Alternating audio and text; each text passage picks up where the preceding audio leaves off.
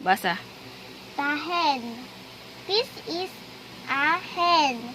This is a red hen. This hen is peg. Peg, that's yet.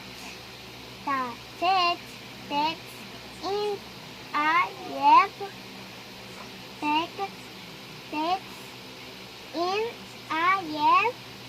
The peg has a jet. Peg, that's in a bed. The jet is bus. Check if the Statement. statement is correct. Yes or if not. Oh, number 1. The hen is red.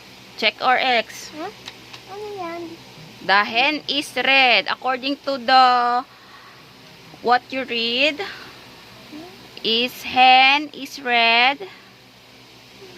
Look here. Okay. Oh, you look here. Oh, you read again. This is a hen. This is a red hen. Oh, number 1. Ang sabi? The hen is red. Check or X. Ano yan? Answer it. Now na.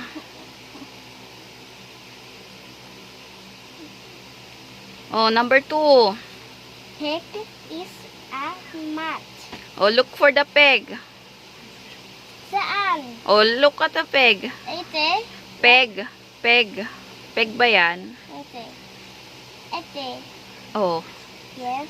Oh, dito. Basa ka. Peg. That's yet.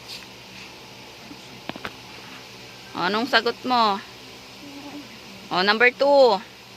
Peg has a set. Oh, basa ka ulit. Asan yung peg?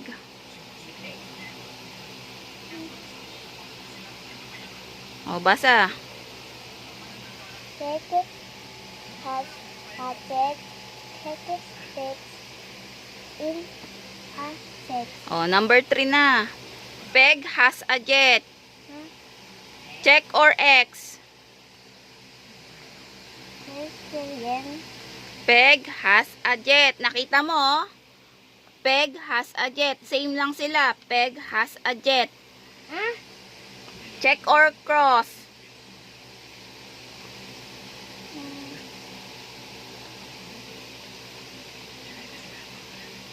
What?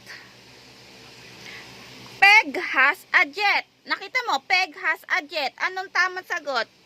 Check or X?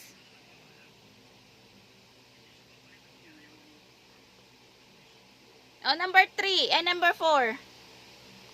Peg and this set that's yet. Oh, tignan mo.